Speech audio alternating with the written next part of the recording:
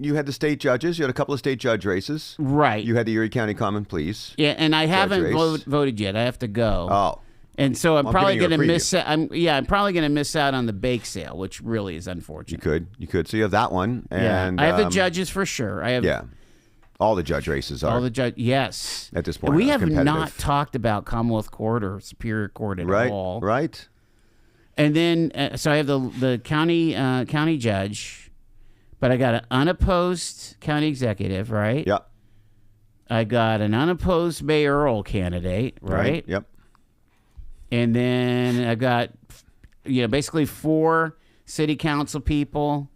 Minimum there. Yeah. You know where I have a choice is in the 4th district county council. Okay. Because there's like 4 on the Dem side, 2 on our side. Oh, okay. All right. Who are the 2 Republicans in the 4th district? I gotta pull out my. Isn't that Anderson? My ballot. Anderson, Jacobs, Winarski. Yeah, those are all Democrats. Right. But on there are 2 Republicans. I'm missing DePalma, right? Yeah. I'm missing Jamie DePalma. Those are the 4 Democrats. Oh, you know what? You might be right. Yeah, they're not Republicans in that there race. may be no Republicans. No. So I'm out on District 4 too. Correct. You've got What the heck? 3 judge races. There are no city controller candidates who are Republicans, right? I can't imagine of the 3. No. So yeah, you have 3 judge So races. It'll be quick. Is it worth going? I Yes. do want to. I definitely want to do my duty, right? I think so. That's your vote in We're the on, judge by the race. way, yeah. Your vote in the local judge race That could that's be gonna a make- big deal. I think yes. all of those are going Yes. to. All of those judge races, your vote's going to matter. All I right, think you have to go vote. You're I a have super to. voter. You have to go. Yeah, I don't want to be like on the. Oh, he doesn't do anything with the municipals. Well, Maybe if even you're- if you missed the bake But sale, I think you should go. Honestly, Republicans in Harbor Creek, for example, they've got the judges. That's but all we had. Steve is running unopposed for supervisor. Tax collector, no auditor on that side. It was the 3 judges races. That was it. So this is, honestly, this is a reality that a lot of us are facing. Now, if you're a Democrat in the city, this is a huge one. And if you're a Democrat in the county, I would say this is a huge one. No doubt. Executive, sure. Right? Yep. Executive, judges, and certainly in the city, you've got a real consequential city council race, and you've got a real consequential mayor's race. Mhm. Oh, of course. Holy moly! Yeah, a lot. It's a big deal. And turnout will still be 24% or something, probably. Yeah, that would be rough.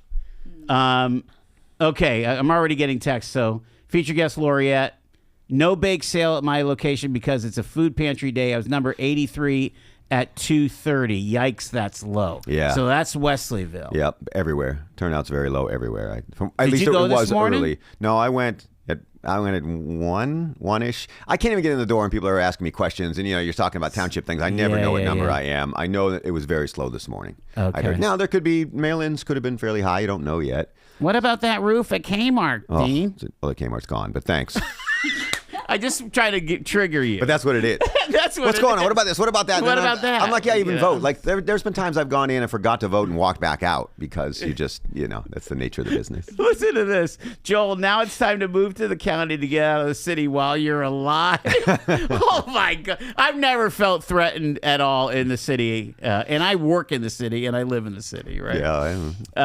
And Joel, you're for closed primaries. Do some write-ins when you vote. It's true. I could do some write-ins. You could. Yeah. And I'll do them if they're meaningful. I didn't today, I don't think. No Mickey Mouse. No. No. You wouldn't see the people that get votes against me. Oh, my gosh. Anybody but him, that's a popular. Is that right? A popular. I don't know whose name that is, Really? but that guy's great. No, He's got stuff like that. Anybody but is his middle name. Yeah, Him. Yeah, stuff like that.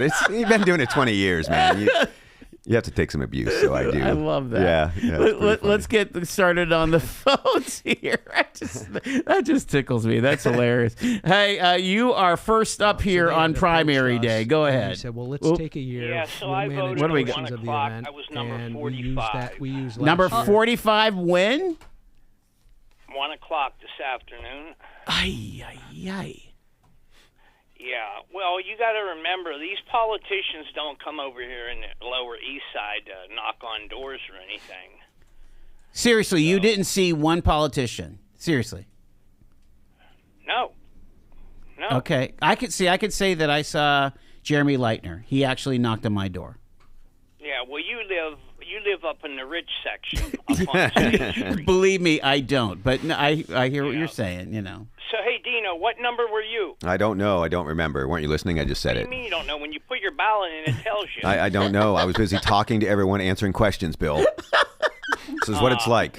Oh my gosh. I'm just going to have Can we just have fun today? Incredible. We're just going to have fun. I also forgot my wallet, so I couldn't get anything at the bake sale, so I basically got booed going out the door. This has been a very bad primary for me. Dude, yeah, very I mean- bad primary for me. You're supposed to have like a bundle of hundreds Yeah. as the township supervisor, Yes, right? that also goes over big. I have one question, Joel. Yes, sir. Okay. I'm sorry, Bill, but claiming this is absolutely entertaining. Oh my gosh. You're It's- claiming to be a Republican, but you don't even know who's on the ballot.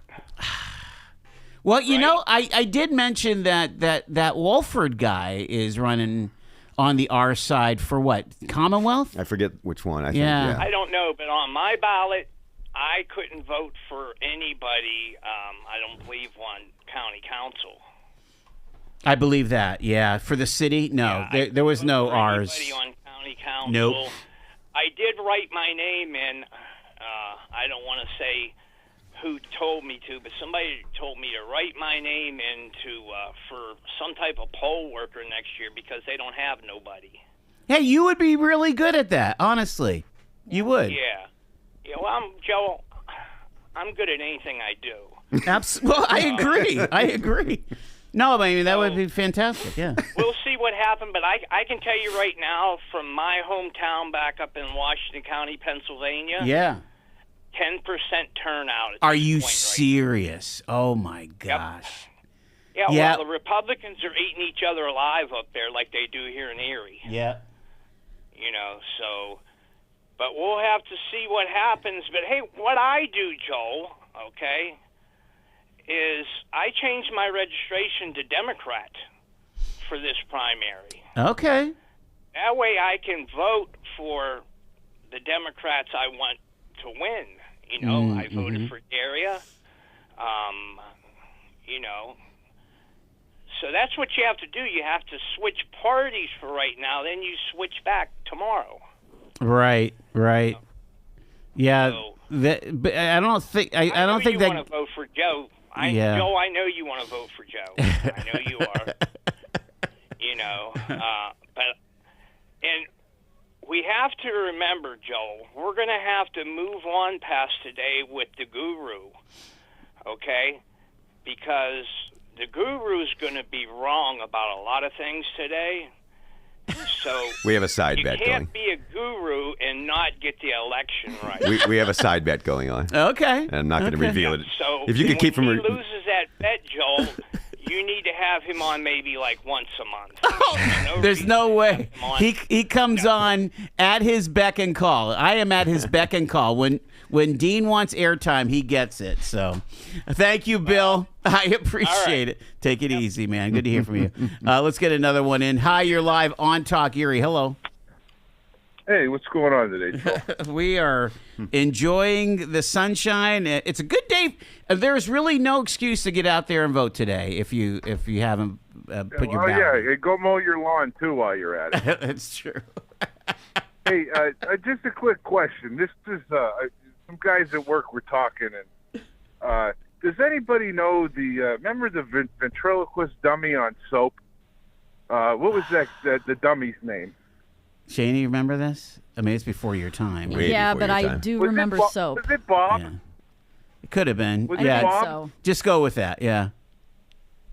Okay. Well, if you get the answer from somebody, there's I'll look it up. $10 in Seawolves bucks for him. Okay. You know, this is you're able to look this up on IMDb, right? I mean, it is everything is knowable. So Right. Hey, do you remember how Bert used to be able to make himself disappear? Who Bert Bert on the show? Yeah, on Soap. From Soap. I didn't really Soap, watch you that see. show. I was really young, I mean, I was not into that's Soap. okay. That much, They have reruns. You can look it up on YouTube or something. It was Bob. But anyway. Yes. Yeah, Shady remembers it was Bob. Okay. No, I All looked right, it up. I win. All right. All right. Hey, take it easy, and everybody go vote. That's and, it. Have a great day. Take it easy. All Take it right. easy, man. Yeah, it was Bob. Chuck was the ventriloquist, according to the featured guest. All right, I got to take the break. We got to do the traffic and weather. Dino's with us. Callers online, stay with us. And we have an open invitation for candidates of all sorts. School board, county council, city council, borough council, township supervisor. I don't care what township you're from. Want to hear from you. If you're Erie County, mind you. It's primary day here on Talk Erie.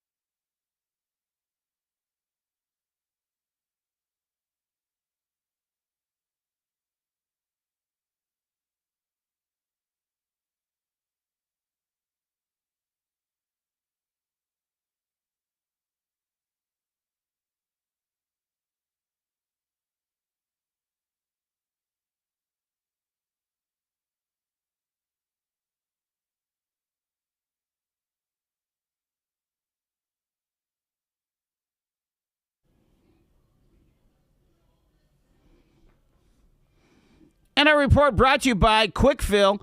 Quickfill fueling discovery, and a quick look at 511pa.com as to how things are moving along here. Doesn't seem like there's a whole lot of issues. And let me do a quick couple looks at the traffic cams here, because for some reason the speeds are not working right now on the website. Yeah, 79 looking good, 90, 86.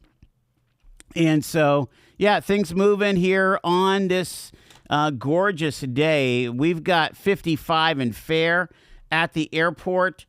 We will have a chance of showers tonight, then showers likely overnight with a low of 52. Showers for your Wednesday, high 59. 53 for a low tomorrow night with showers, and showers Thursday and a high of 58. Seawolves back in town with Hartford. The Yard Goats come into town here with their 21-17 record. The game time is 6:05 at UPMC Park. All right, there you go. Seawolves hanging on to first place, looking pretty good here. All right, let's take a look at what's next on the phones here. Hi, you are live on Talk Erie on primary day. Go ahead. Thanks for waiting. Good afternoon, Joel. How are you? The judges race coming up. You voted for Leitner, correct? I didn't. I haven't voted yet. But talk to me about it. You like Leitner? Okay. Well, no. This is one of the reasons why I don't like your method of interviewing the candidates because you don't allow the audience to ask questions. Yeah, well, it's all pre-recorded. You know, I got to catch them when they can come in, you know? Yeah, I understand, but being pre-recorded like that doesn't give the audience a chance to ask a question. That's because my question, honestly, my questions are the ones that are most effective. But what's your thoughts on Leitner? Okay, well, first and foremost, Mirsky is the only candidate that is recommended by the Erie Bar Association. Right. And Jeremy Leitner has a policy of charging individuals with a multitude of violations, sort of like they did to Trump. Every time you used a phone, you know, that counts a violation on one of the charges against them, and you can come up with 132 counts. But wait a second. Wait a second. Isn't that policy of the actual DA's office vis-a-vis what Jeremy decides as a charging idea? Jeremy works with I was a detective for a number of years. Right. Yeah. Okay. When you submit a warrant or a summons, the district justice will sign it. He doesn't care. Yep. He rarely reads the probable cause. I think in my career, I don't think I had any of them turned down by a district justice. When it comes to the district attorney's office, they have to review the probable cause, they have to review the evidence, and then they determine what to do at a preliminary hearing. Yep. Now, in reference to the multitude of charges, the district attorney's office under Jeremy Leitner would pursue a number of counts. They would add to the counts, throw them in prison with a high bond, let's say $100,000 in cash, and they would sit there until they make a deal and then plead guilty to a minor charge because they can't afford to bond out or they can't afford to go to trial. You know, I mean, and so that bothers you as far as that strategy that the prosecutors take. So you thinking that is what disqualifies him for judge? I'm just trying to get to the bottom line. Okay. Yeah, absolutely. I feel that anybody that I mean, he's put people on their minor charges of a $100,000 cash bond when he has some individuals that are charged with homicide get $75,000 cash bond. Okay. You know, that's, you know, but anyways, if the public was able to ask questions during your interviews, we could find out the answer to those questions, whether that's a policy that he personally approves of or he just uses. Okay. I appreciate it. Well, thanks. All right. Thank you, Joel. Bye-bye. Well, let's talk judge. Let's talk the judge race because I think it's huge. You do have the situation with Emily Moskomersky. She was the only one that was recommended by the Bar Association. You have Jeremy Leitner, who received the FOP, multiple FOP endorsements. You have Leanne Orton, who's being endorsed by a lot of the county Republicans. So they each have something going for them. That's a great synopsis. I have no idea where this thing comes down. I would be surprised if any of the one candidates won both sides today. I don't think you'll see that. So you don't think this is not going to be an Aaron Connolly sweep? I think this goes to November. You have three candidates. I mean, Orton ran before. Right. Did really well in East County against Eric Mikovich. Really pretty well, to be honest. So there's a certain edge there. But I think Leitner and Mirsky have probably spent more money. It just feels that way to me. I didn't look at the campaign finance reports of that particular race. I've only seen TV and from Leitner and Mirsky and Mirsky's buying radio. She's been on Jet. She's been on this station. Yeah. You know. So I mean, there's been some from Orton here late, but I think they've probably spent more money. Two females, one male. How does that affect prosecutor? Somebody who's done more of civil work. I mean, they're very, very different candidates, the three of them, and none of them. I wouldn't call them There's no Dave Ridge, right? In this, and I'm just Right. saying as name recognition. Well, I mean, isn't Emily kind of, hey, I'm Bob Mursky's wife? yeah, I think there's And some of that. the Marlene Mosco's daughter. And then, okay, does that help you in a lot of ways because of name recognition? Does it hurt you in some ways because people are like, oh, man, are we going to have a husband and wife? As part of this it is power, a double-edged this sword, power isn't it? couple. Yeah. What are they thinking? Yeah. You don't know any of those things. This one mystifies me the most. It's to me the toughest to predict tonight. They'll have to get their supporters out. I didn't Geez, see any of them in person. Do judge races get a fire in a voter's belly? Yeah, I mean, there aren't many, but they have to come out, right? Because the race is likely the people you know are going to vote for you have to come out. I'm just thinking of that race. typical voter in Albion or Union City. Like, Yeah, they wouldn't have met them. I mean, Yeah, I mean, they're much rather going to come out for a township supervisor. I think, like, for example, like Summit should have decent turnout. Certainly, Mill Creek will have decent turnout. oh, without a doubt, I would imagine. Right. Maybe not so much in Harbor Creek. I mean, Steve runs unopposed. Right, unopposed, northeast. And Pretty similar. so Harbor Creek Northeast, that could be where a couple votes on, because there's no big deal happening Yeah. on the supervisor side, Right. could mean not trouble, but just a very interesting race on the judge side. And to what you said, are Republicans going to stay home? You don't have a county executive race on that side. Right.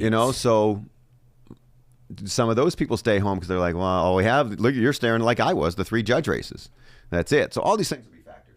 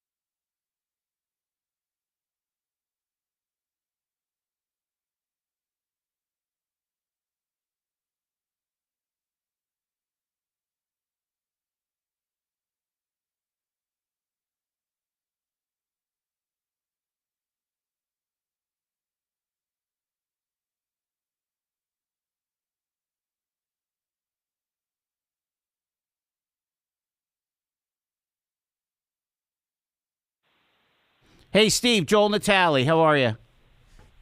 Good. How you doing, Joel? Good. Hang with me here. I got like 2 minutes left in this break, and we'll jump on, okay?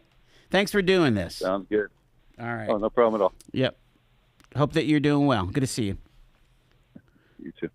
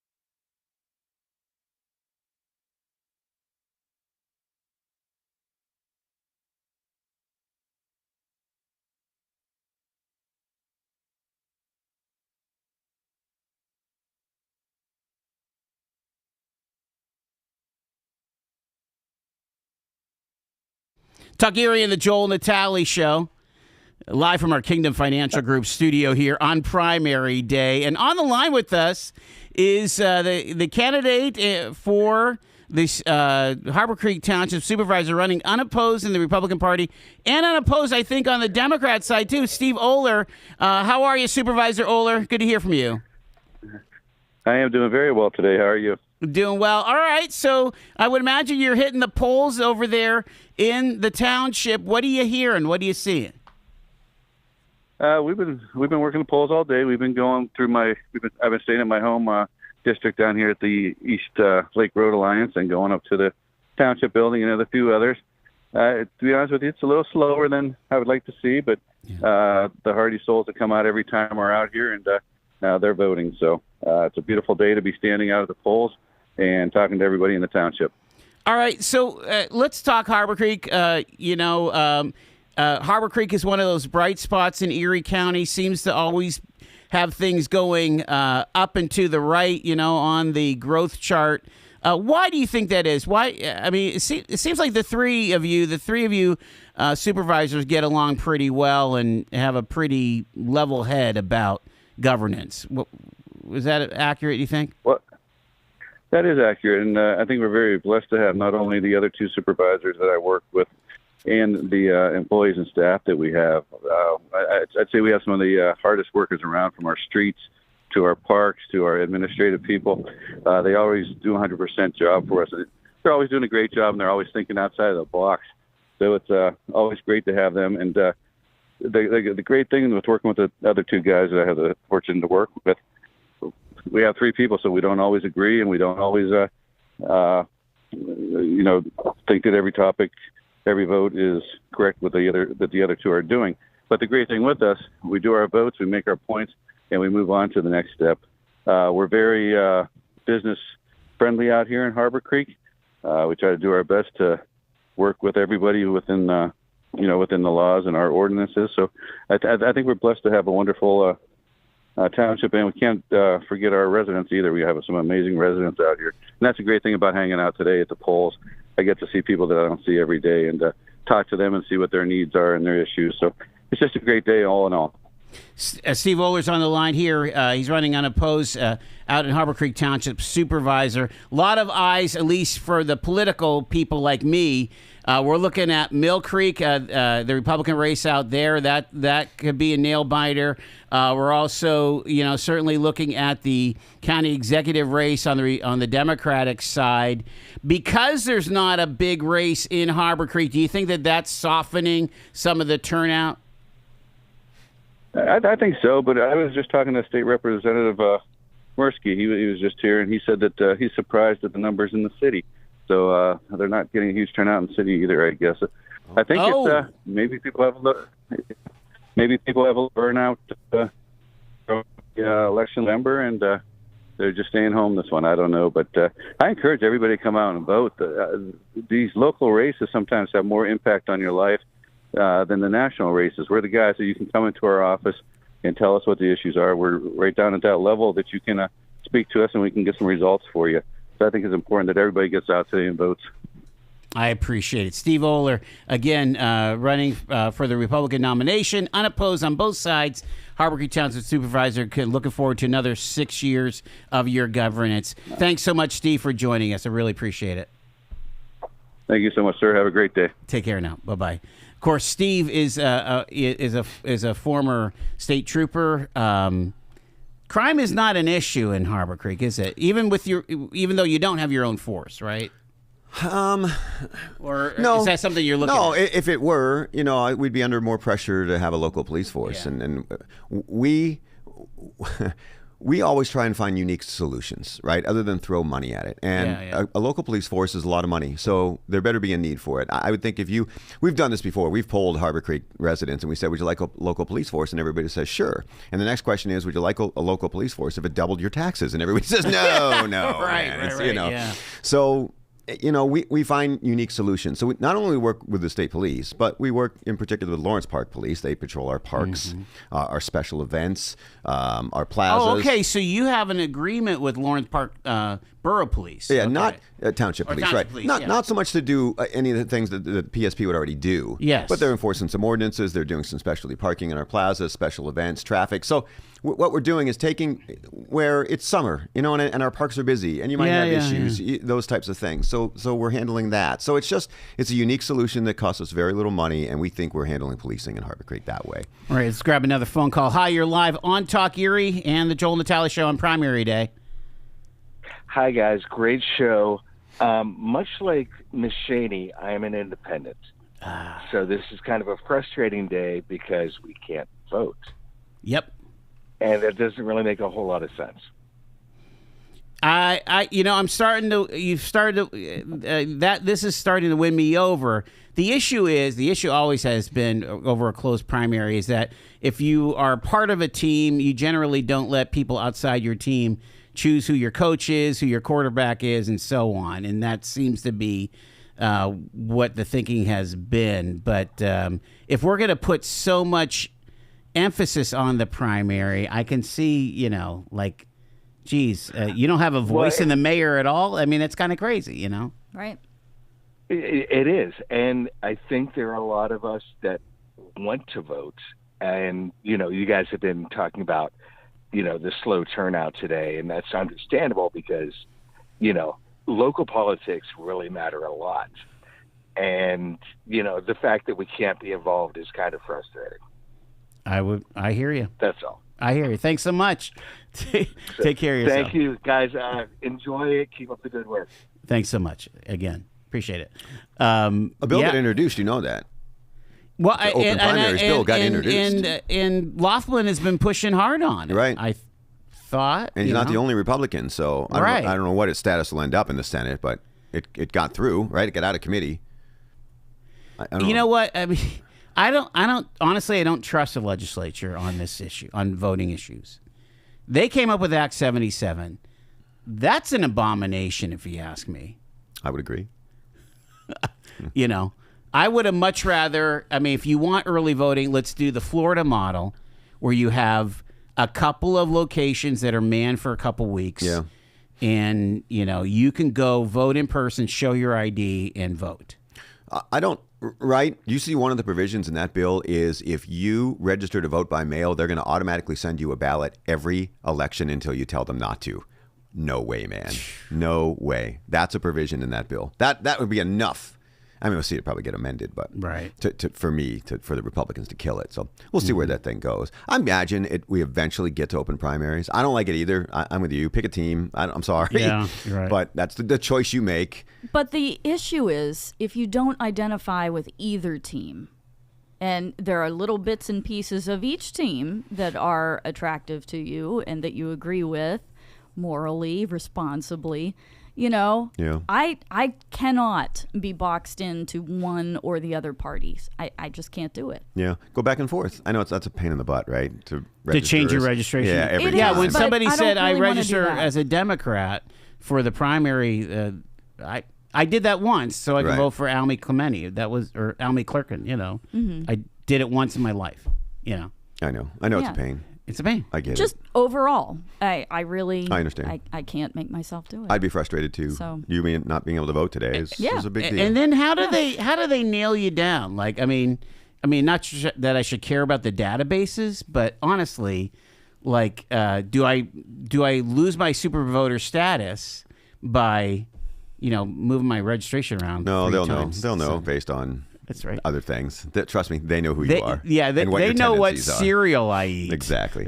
Hey, you're live on Talk Erie on Primary Day. Kujin. What's going on? Shaney. Even Gino's calling me guru. Look what you've done. You are the Well, guru. I think everybody's got a handle. Bill still has his old one, local Bill. That Local was Bill. his handle on AM 1400. He referred to that as himself that way, so that's what we started calling him. to Did you refer vote to what yet? he said. Did you vote yet, Gino? Or okay, what number were you out there? Number one. Oh wow. I was number one. Now, I went with my wife this year. She usually doesn't come with me in the morning, but she came with me this morning. She has the same first initial as my mother. And they asked her name, and the guy's going through, and he goes, did you say Pauline? And my wife says, no, my name's Pam. And I said, Pauline. They go, what's the last name? And they said, my last name. And I said, that's my mother. She's been deceased since 2017. Oh. How about that, huh? It's on the Wow. voter rolls. And they keep saying they don't have a lot of budget for the voting situation, so that's why that's like that. Oh, that can't be right. That needs to be addressed. You were, That needs to be addressed. if I saw it right, Gino was doing work for a certain candidate in Mill Creek. Is that correct? I don't want to put. I just did a little picture for them to promote. Oh, Yeah, gotcha. I didn't know if you were at the polls and what kind of Wasn't sense you. working. I'm curious what kind of sense you were hearing out there if you were around the polls and what you were hearing. That's a pretty contested race, There were obviously, for supervisor. a few people there that came in after us, but I think the consensus is the people that are paying attention to what happened with the whole situation at the Peninsula Gateway thing. Mm-hmm. I think they're voting for Morgan. I think the consensus is they're seeing we shouldn't be in the real estate business, and we have a lot of other issues to take care of before that. So, well, Gino, let me ask you: do you feel that people that are in supportive of the Gateway plan are automatically enthusiastically voting for Ouellette, or like I don't know if that is an equation there that you would automatically, No, I think it's just if you're the amount of people that are going to vote probably are going to turn is what's probably the way the election is going to go. There's probably going to be a low turnout, and the people that are like myself immersed into the politics pretty good and pay attention to what's going on are going to be like most people don't agree with them. Not that it's not a good idea. That's not what the money from the sale of the water authority was for. Mm-hmm. That's really the beef, isn't it? The beef is the use of the water, not the plan. Right. Yeah, they took money that we sold our water authority that was deemed to do repairs to the township, and now they went and blew it all down there. I think there's a perception of a lack of transparency. I'm not saying that was the case because I think they followed every law that exists. But setting up a general authority, all of those. I think there's that sense out there. So we'll see. When you I go think. To a public. Go ahead. When you go to your township meetings, Dean, when do the people show up? Oh, when they're angry. Not when they're happy. There's something. Yeah, not before it got voted on. They show up usually after something happened. Yeah, and that's where a lot of people. You got to go to your township meetings. A lot of things. Dean does a lot of crazy things out there, and then hey. Do we have any sense about turnout in Mill Creek? Do you have any sense? I think it'll probably be light. I don't think it'll be too heavy. Okay. It's people don't. They don't think these elections are important. They're as important or even more. Yep. They're all important. They're all important. They all affect. These are your tax dollars, your property tax, and this is where you decide who do you want to lead your township. 100%. And do you like the way that the direction that the township is going? Yep. So that's all right. Go to your meetings. Go to the meetings. Go to the meetings and go to the polls. Thank you, Gino. I got to roll. Full slate, buddy. Thanks so much. Bye-bye. Let's just keep going here. Hi, you're live on Talk Erie on primary day. Good afternoon, Joel. This is Sheila Woger. How are you? How are you, Sheila? Good to hear from you. Thanks for calling in. I appreciate it. So tell us what you're seeing here in the city as you run for the Democratic nomination for mayor. What are you sensing from your visit with the voters, ma'am? From what I've heard from them, they want something different, and I would be the something different. Yeah. What do you think? What do you think what do you think people are concerned about the most? Well, I spoke to a man this morning on my way home from the polls, and on the street that we live on, it's like a freeway. It's like a speedway. And he said that he had gone to council once and asked to have a stop sign put down the street. And they told him, as he was talking, the bell rang, and they told him that his time was up, and he heard nothing more from them. So people want stuff happening for them in the city, just normal things that you would not considered important to someone else, it is to us, that live on the streets. And so just ordinary services. Yeah. That taxpayers should get. It is the basics, right? The snow plowing and the street paving and the crime eradication and the safe housing. It all is the basics, isn't it? It really is. It really is just the basic things of life. Yeah. So what's your plan for today? Are you can continue to vote, meet with voters, go to polls, and or how are you going to watch the election results? I've not had my TV on since Lent began, and I'm not turning it on until after Pentecost.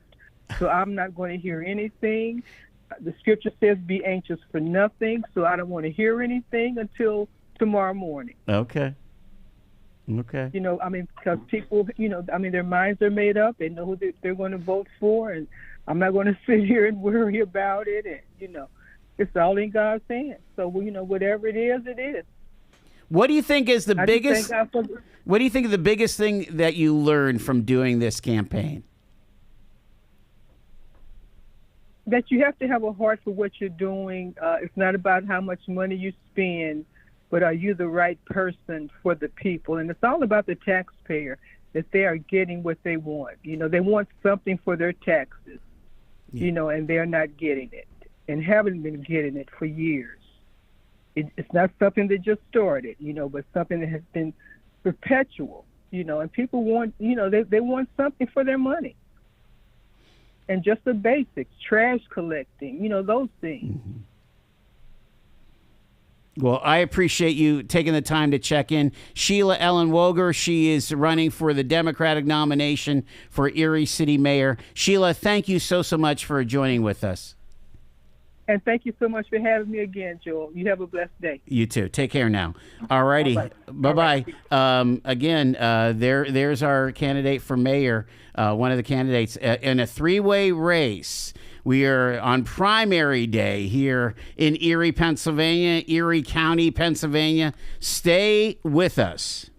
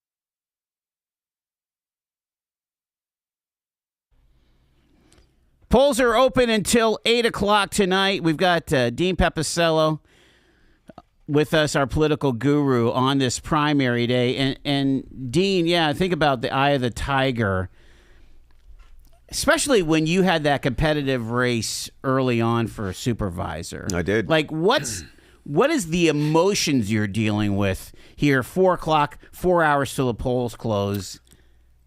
I can tell you, and it's the same pretty much for every candidate. They won't all say it. The honest ones will. You're exhausted. You've had it. At this point, you just want it to end. You want to win, but more importantly, you want it to end. And that's what it feels like to those people today. Wow. They won't admit that. And I get it, because you're campaigning all the way to the end, right? All the way to 8 o'clock. But it's relief that it's over. And it's not. It's only halfway there for some, but it's the relief today more than anything else. And I think that you enjoy the day. Most candidates enjoy the day. Yeah. The work is over. Sounded like Steve was really, well, again, he's in a Unopposed. special situation, but you're never. he was having the conversations. Yes. It's almost like a celebration. It is. It is. And then 8 o'clock comes, and now everything changes. But from 7 a.m. to 8 p.m., you're congenial with everyone. You're because the opponents you're usually standing with, because we're all working polls. And you're just, you're talking about what you've all been through, because it's very similar. But there's a lot of relief, and you enjoy the day. And that's what the candidates are doing today.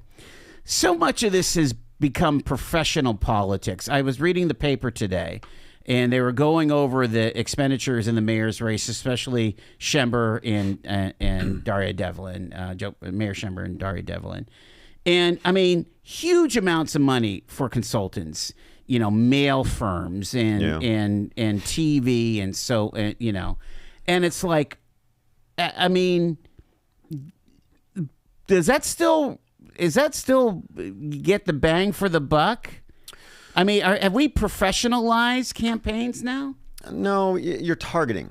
You're not professionalizing. To me, you're targeting, and you're using every method available. When 20 years ago, we didn't have Facebook, and we didn't have a lot of these things, right?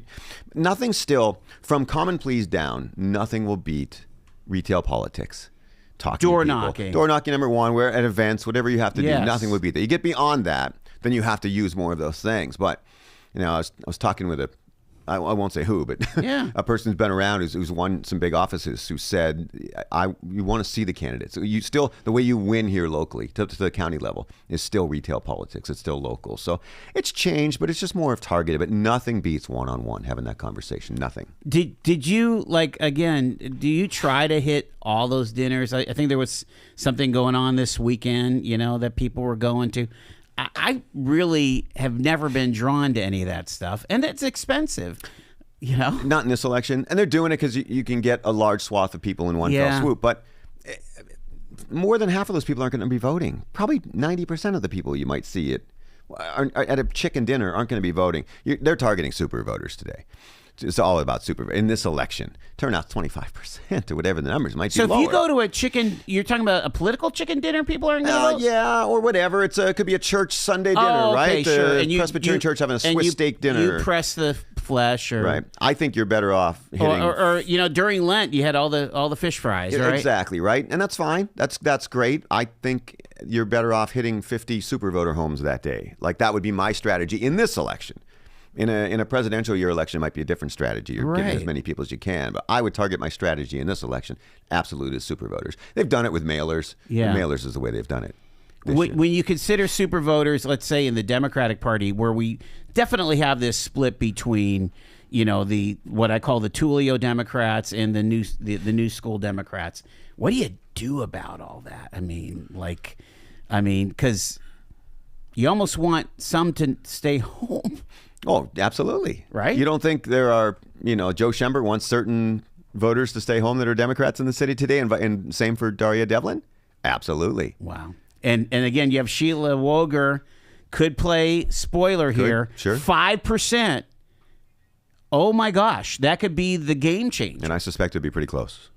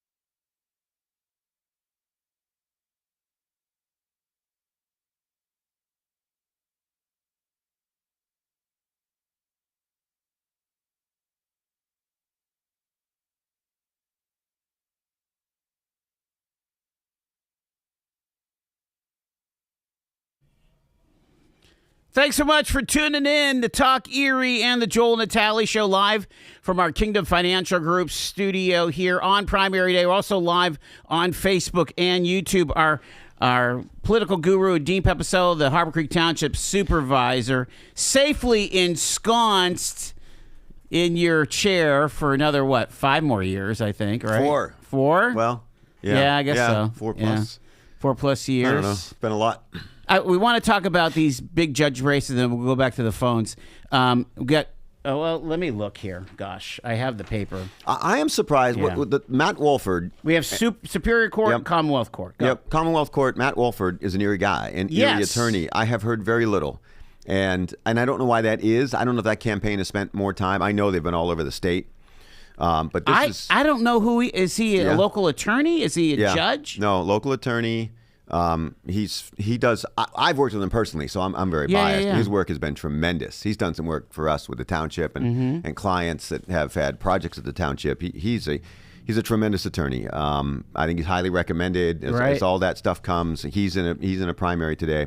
He's been all over the state, but I'm stunned at the people from Erie who don't know that an Erie guy is running for Commonwealth Court and today. Again, they've not reached out here. Yeah. And I'm surprised that Maria Batista, who was all over our air 2 years ago, I haven't heard anything from her this year. Spent some time in Erie. I know she did. That particular candidate. Yeah. She's running against Anne-Marie Wheatcraft. They're both from the center part of the country of the state. Well, actually, no. Wheatcraft is from Chester, so that's Philadelphia. But Clarion County for Batista. The state party has endorsed both of Wolford and Wheatfield, and have done a ton of mailers for them. By the way, the Commonwealth Club or whatever, and the state Republican Party. So, all right, let's get a phone call going here. And hi, you're live on Talk Erie on Primary Day. Hi, this is Leanne Orton. I'm running for judge of Common Pleas Court. How are you, Leanne? Good to hear from you. Appreciate you calling in. How are things on the trail there? They're good. I've had a great time today seeing all the voters come out. It was a little slow this morning, but it seems like it's picking up this afternoon. All right, so you kind of hail from East County, from Northeast. They don't really have a competitive supervisor race. Does that impact the judge race, do you think? I don't think so. I wouldn't think so. I think in Northeast we've got a pretty hotly contested school board race going on. Okay. So people are coming out for that. So I feel real good about it. What do you feel like is going to be the closing argument for this judge race? Because there's a lot of interest. I think I have a lot of interest in this race, and a lot of voters do. Good. That's great. I think you should. We want our judge to be impartial and fair and have experience and knowledge, and I think I'm the best candidate for that. Yeah, absolutely. So how are you watching tonight somewhere, and how are you going to take in the evening? Yeah, I am having a watch party at the Skunk and Goat in Northeast. Nice. And we're looking forward to watching the returns, and I'm looking forward to hanging out with my supporters and voters and family and friends and everyone who has helped me get to where I am today. I was going to say, it takes a lot of folks to bring a candidate to victory here. What do you want to say to your volunteers? I want to say thank you so much to my volunteers. I couldn't do it without you. We've had volunteers going out door to door, doing door hangers and all of that fun stuff, and just meeting people and spreading the word about why I'm the best candidate. And we have the poll sitters, of course, as much as we can. So yeah, we tried to get out as many volunteers as we could and spread the word all over the county. Well, we appreciate, again, you taking the time. Leanne Orton, running both cross-filed, so both Democrat and Republican there for the judge of the Court of Common Pleas, 6th Judicial District. I really appreciate the time, Leanne. Thank you so much, Joel. Appreciate it. Good to hear from you. Take care now. Bye-bye. Bye. All righty, 814-679-1080. We're welcoming candidates from all the races to give us a call here, 814-679-1080. We talked about those big judge races downstate here. Again, do the big cities usually, have an advantage? I mean, does Allegheny County, Philadelphia County, and the collar counties have more of an advantage for those big races? Yeah, obviously straight numbers and name recognition. I'll be interested to see the Erie County numbers because Batista and Prince have come here quite a bit. Walford's from here. Wheatfield got the endorsement, so the state endorsement versus the candidates that spent some time here on the ground in Erie. I'll be interested in those Erie numbers in those statewide judge races tonight to see what kind of an impact they might have had by being here a little more. I want to talk about city council here, but let's grab another call real quick here. Hi, you're live on Talk Erie on primary day. Hi, Joel. Carl Anderson calling. Hey, Carl. Good to hear from you, sir. Thanks for checking in. Of course, you're running in the 4th District, correct, of County Council? That's correct. 4th District of Erie County Council. And we've got kind of a I'll just say it, we've got kind of a pile up, don't we? There's quite a few folks in the race here. Talk about what you're seeing down there. Yeah, it's turned into an interesting race. I guess some people are talking about it as one of the most unusual and interesting races in the county, particularly this primary. We've had long-serving people that have served in the 4th District and served it honorably. I was honored to have served in the past as well from this district, and so I took a term off. It's being represented by someone else, and I'm in it now again to get back in there and work on behalf of the people of the 4th District. Carl, it's Dean Pepicello. How are you, sir? Dean, how are you today? Doing well, fine. Appreciate it. What do you think a 4-person race? You think that works to your advantage today, given your long it's standing 5? Okay, 5. Yeah. Given the long-standing time, on council, you think it works to your advantage today? Yeah, the representative there now is certainly well known and a vote getter. I think in a 5-person race with the ballot position the way they are, I think does work to my advantage. And I ended up second in the draw, and the representative who's there now ended up 5th, and so I think that helps elevate the name ID of myself in particular.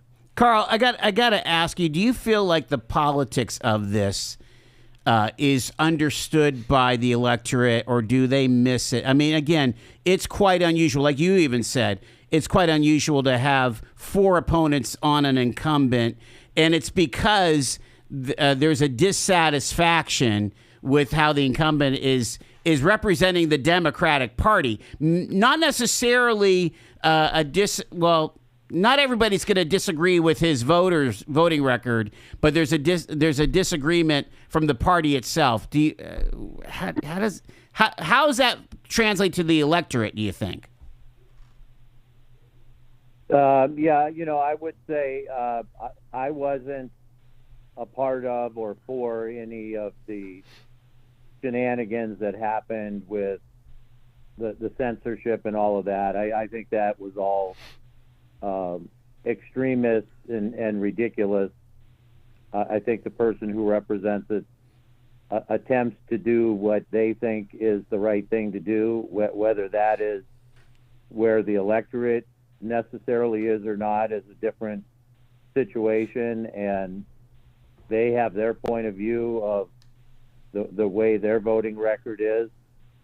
The others in the race have a different point of view, which is much more left-wing liberal than certainly than I am, and then I have my point of view, and I'm simply voting on and running on my record of the past, which is to be a champion for the people, to not sit there and be a placeholder just to have an office to be serving in, but to actually accomplish things. And I've done that, and that shows on the record. I don't have to make disingenuous promises because my actions are on the record. There you go. Carl Anderson running for the Democratic nomination for District 4 County Council. Whoever wins in the spring will be the shoo-in because there's no Republican competition there. Carl, I really appreciate you checking in. Thank you so much, sir. Thank you, guys. Thanks for all you do. Stay safe out there. Thanks so much. Bye-bye. Bye now. That race fascinates me, by the way. It is one of the most shocking races, The Democrats I think. are PO'd at Jim Wynorski Yes. for they feel siding with Brent Davis. And if you talk to Jim, and I have several times, it was, listen, I think I'm making the best decision. I think I'm making a common sense decision for my district and for the people of Erie. So they're angry. It's brought out all of these candidates. It will be fascinating to see how this particular race, I'm looking forward to see how that one plays out. Let's grab another call. Hi, you're live on primary day here on Talk Erie. Go ahead. Hello. This is Marcus Jacobs. I'm running for county council in the 4th district. Hey, Marcus. Again, another fourth district competitor here. Oh, hold on a second. Hold on. We'll get that fixed here. Sorry about that. Marcus, tell us what you're seeing out on the campaign trail, sir. Well, I'm actually out here at Bell Valley right now. We're getting plenty of people coming in. We got a lot of candidates and other folks standing out with signs. I will say, from what I'm hearing, the voter turnout is a little bit lower than was expected. Yeah. We already expected a low turnout for the primary and also an off-year election, but it's even lower than that.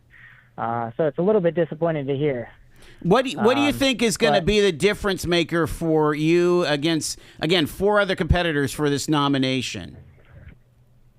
I think the difference maker is I'm bringing a wealth of municipal experience from a local level, having worked with police and fire and public works and balancing budgets and investing in our infrastructure, and we need to bring that perspective to the county.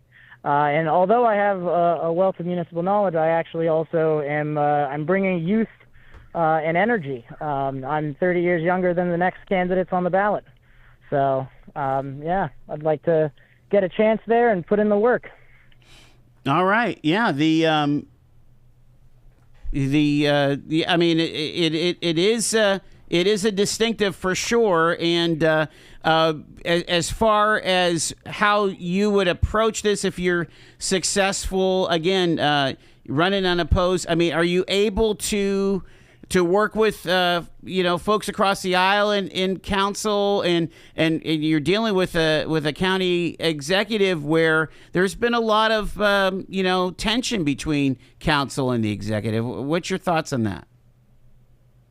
Well, when I came into Wesleyville, there were factions, there were people that were butting heads and couldn't get anything done, and Wesleyville is actually pretty split, between red and blue. But I've made it a point to come in there and work with everybody, talk with everybody, get everybody sitting at the table and figure out something that works. Because people, our constituents and our residents don't want bickering all day long. They want to get progress. Awesome. I appreciate it. Again, Marcus Jacobs there, running for the Democratic seat on County Council District number 4. Appreciate you taking the time, sir. Absolutely. Thank you. It is 20 minutes after 4 o'clock.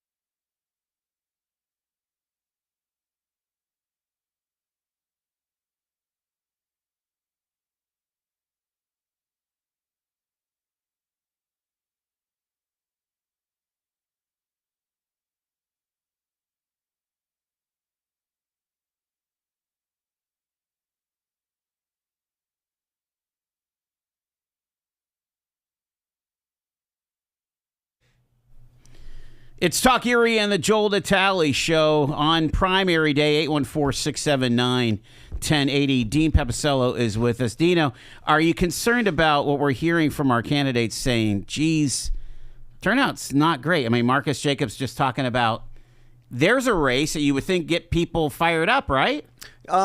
Sure. I mean, first of all, it's a long day. It is an off-year primary, and the mail-ins have a factor too. The numbers might not be as bad as you think, so the mail-ins are going to be a factor. That may be keeping people away. Maybe they're coming a little later. The weather's been good. It'll be light later. You might see a little push later. No, none of this really is surprising. But I think really it's the mail-ins, Joel. That's what everybody thinks is really slow, and then you turn around and the number gets to 25% like it always does. A lot of that will be mail-ins or early voting. So you think the mail-ins are going to make a difference here? Well, I think that's just what people think. Man, it's really slow. First of all, it's a 13-hour day Right. from start to finish. You're going to have 25% anyways, and a lot of people have already early voted. And I or feel like mail-in last year we did have what did we have? We had 35% turnout, right? I mean, gosh. Hey, let's get another call in while we have a chance here. And I think this is attorney Emily Moskow-Mirsky. Emily, good to have you back on the show here.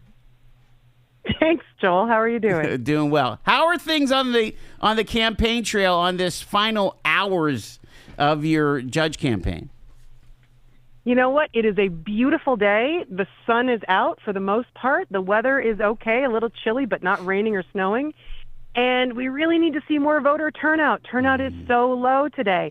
And that's really disappointing because municipal elections are so important. Yeah, it's turning out that many folks are facing that the only race that they're voting in that are consequential is this judge race. But that's important, right? It's absolutely important because in the municipal races, those are the races that affect our lives on a daily basis. They're not always the most interesting. You might not always know, enough about them or feel like it's not like a presidential year where it's so much, there's so much information. But the municipal races, our local elections are where we maintain our control. That's where we exercise our voice the loudest. And if you're not voting, then you're not speaking. Talk about what the final argument from the Mirsky campaign is. Why should folks choose you on the ballot when they go to the polls this afternoon? Well, for this entire campaign, I have spoken about my experience, my diversity of practice experience, my knowledge of the community and the needs of the community. And you've heard a lot about experience, the most trial experience, the most courtroom experience, the most experience.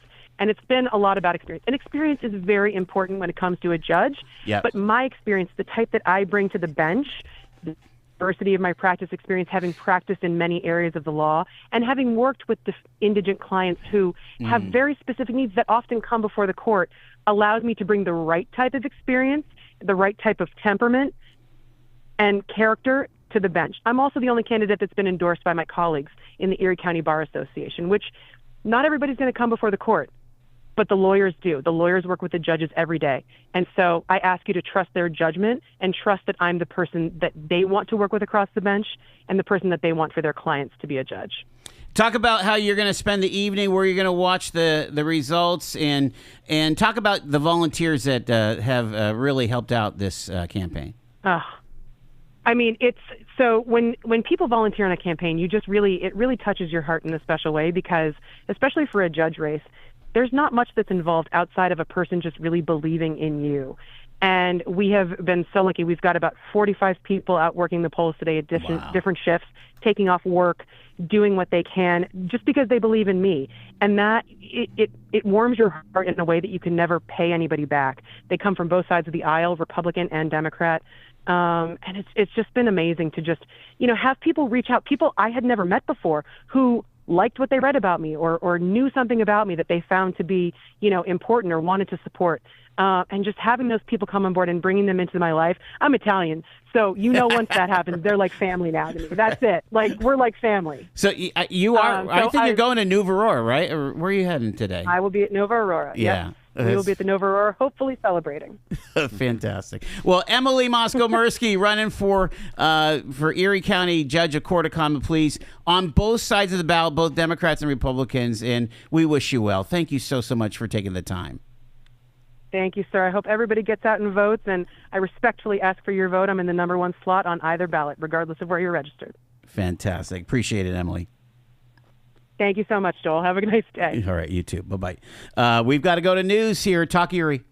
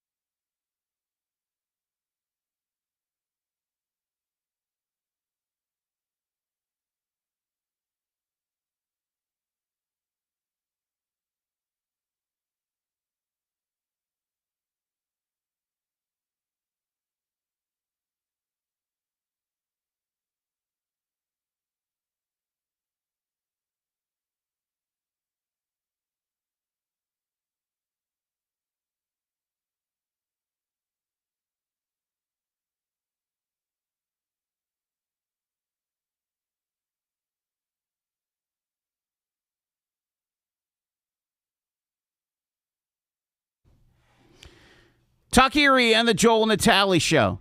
We are live from our Kingdom Financial Group studio here at 5th and State, and we're talking to candidates across the board here, and on the line is a candidate for the Democratic nomination for County Executive Perry Wood. Perry, good to hear from you, sir. Joel, thanks for having me. I appreciate it. All righty, what do you see in here on the polls? Again, this is a county-wide race for you. So where are you at right now? Where you been? You know. I started my day out at my district, which is First Alliance Church off of Zimmerly. Yep. And now I'm ending the day there. It was a little chilly this morning, but It's pretty nice out right now, and I just talked to someone. Over 200 votes have come in at the station. Okay. How are you feeling about that? What do they normally get for a municipal like this? Yeah, I mean, I think that's pretty good for an off-year election, and I'm feeling good about it because I'm from Mill Creek. I know a lot of people from Mill Creek. My kids both went through McDowell High School, so it's a good thing for me that Mill Creek is voting. Yeah, the interesting thing that you guys have in Mill Creek is you do have obviously the competitive race for county executive. You have the competitive races for courts, but you really don't have. I mean, do we have a supervisor race out there? We do have somebody running, right, Dino, or for a Democrat? For Democrat. Oh yeah, 2 Democrats. Yeah. Okay, so we do. Yeah. Okay, oh, so yeah, there's something going on. Okay, very good. good. Very good. Very good. Yeah, so I spent some time in the at some city polls this morning as well. The turnout was pretty low, but in Mill Creek it's been strong, and I think it's because of the supervisor race. Yeah. Talk about your final argument. Why should folks nominate you over Christina Vogel for the county executive race there? Yeah, I'd love to. I've spent the last 14 years at the Erie County Gaming Revenue Authority, where I've overseen the investment of over $88 million into this community. Those funds have created over 1,000 jobs. I've learned a lot about how to work with leaders in every municipality in Erie County on how to create jobs and how to strengthen our economy. So it's been a heck of an experience. I would love to take what I've learned there and apply it to the courthouse. Talk about and I was mentioning this to one of the county council candidates for District 4, and it's like, we have this tension between the legislative branch and the executive branch in the county right now. Let's flip this and say, if you are the executive, how do you work with council? Yeah, I mean, I think it starts with building trust, and you can't do that unless you respect who you're working with. We need a culture of collaboration at the courthouse. Right now, we got a culture of chaos. I mean, that's why we can't agree upon the numbers of the budget. That's why there's lawsuits. That's why there's illegal vetoes flying back and forth. I mean, at the end of the day, there's a certain temperament that's required to be county executive, and collaboration is at the top of that list. All right. Where are you going to be spending the night watching for the returns there, Perry? Yeah, watch parties that starts at 8 p.m. at the Tap House, 4th and State. John Melody's hosting us down there. Nice. So come on down if you want to celebrate with us. Finally, a word for your volunteers? Word for my volunteers, I can't thank you enough. I mean, it's truly humbling when hundreds of people, some that you know and some that you've just gotten to know recently, come out. They go door to door for you. They help you fundraise. They hold signs. They spread the word to their neighbors and friends and family. It's truly humbling. I want to say thank you to all of them. There you go. Perry Wood, he's running for the Democratic nomination for Erie County Executive. Wish you well, Perry. Thanks so much for checking in, sir. Thanks, Joel. Thanks, Dean. You bet. Bye-bye. Let's see who's on the other line. Hi, you're live on Talk Erie here on Primary Day. Well, hello, Joel. This is Kimberly Hunter, candidate for Erie City Council. How are you? Doing well, Kim. Thanks so much for checking in here. Hey, tell me about this slate that you've got going for City Council here. Well, it's not really a slate. Okay. They're just 4 women that have decided to run for City Council. Where I'm running my own individual race. I ran for county council a couple years ago. Unfortunately, I didn't win, and so now I'm running for Erie City Council. What do you think? What do you think is the critical? What do you think is the critical issue that draws you to run for City Council there, Kimberly? Well, one of the main reasons I want to run is I feel a lot of Republicans don't have representation. We haven't had a Republican on City Council since the 1980s. I think it was 1986. Wow. And there's a big division in the city between Republicans and Democrats. And I want to bring more unity to the community. We have to get rid of this division. We all have to learn to work together. I think there's one thing that no matter if you're a Republican or a Democrat, that we all have in common is we want the best for the city. We have a great city here on the lake. We want to all move in the same direction. We want to have lower taxes. We want the roads to be fixed. We want to bring in more businesses to the city. And I think that's something that we can all agree on. Do you feel like that it's going to be a heavy lift to overcome these structural deficits that have been bantied about in the mayor's race? You want to weigh in on that? I'm not really weighing in on the mayor's race. I think they both have good qualities that they can both bring. Okay. So, But as far as the budget is concerned, there's a lot of back and forth about, are we going to, is the city heading for bankruptcy? Is that a concern of yours as well, or? I don't believe the city is headed towards bankruptcy. Okay. No, I don't believe that. No, I don't believe that. I think they're both great qualified candidates, and I think with a great city council backing them up, I believe that there's a lot of things that we can do to get the city out of the situation that it's in right now. One last question here for Kim Hunter. She's running for the Republican nomination for Erie City Council.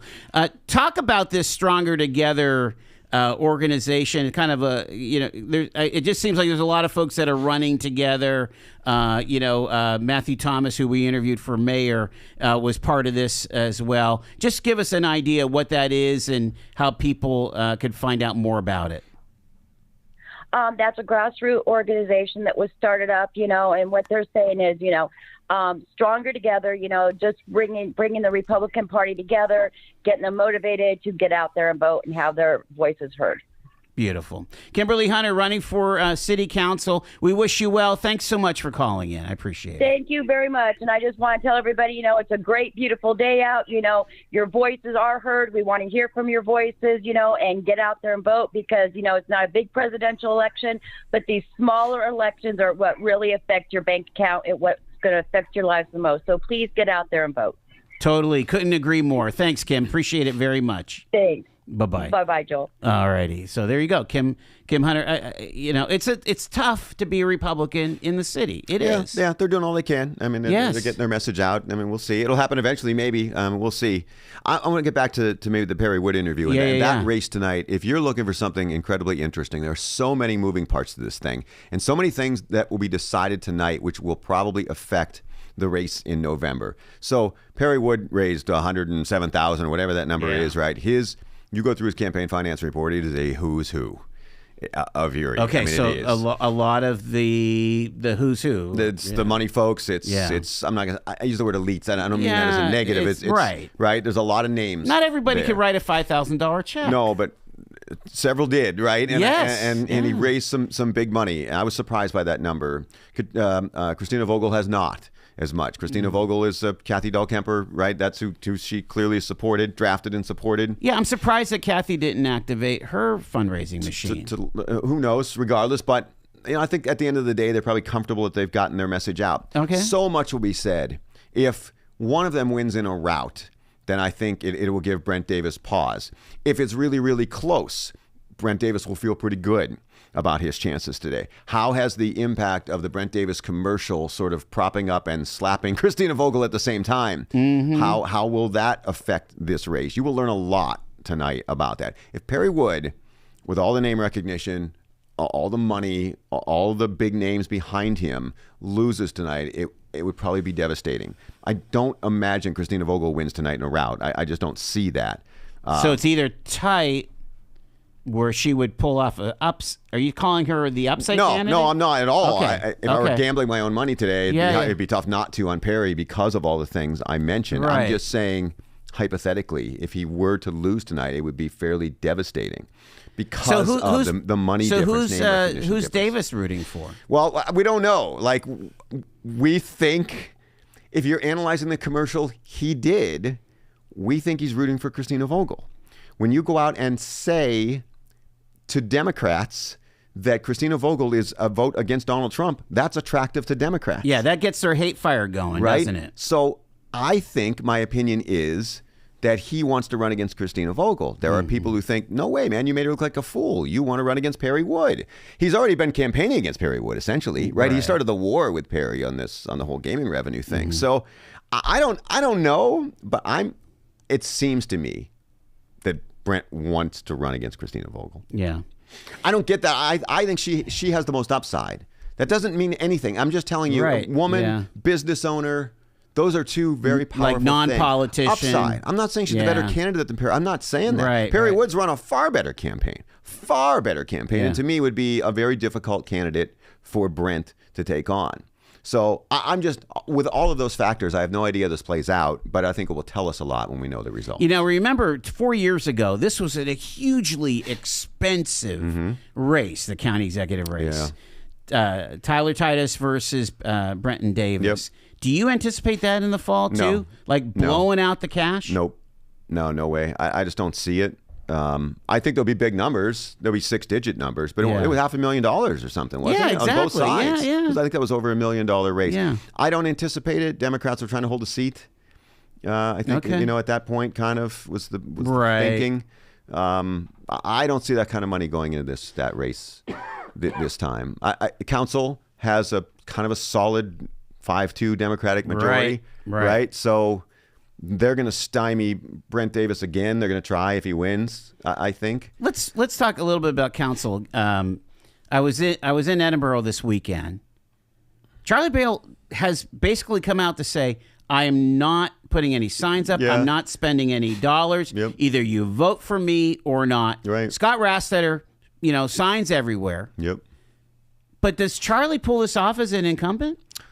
He's got the incumbent advantage. He's very well liked. He presents very well. He's strong with his constituency. I think it's an uphill battle for Rastetter today. You do? Yeah, despite all of that.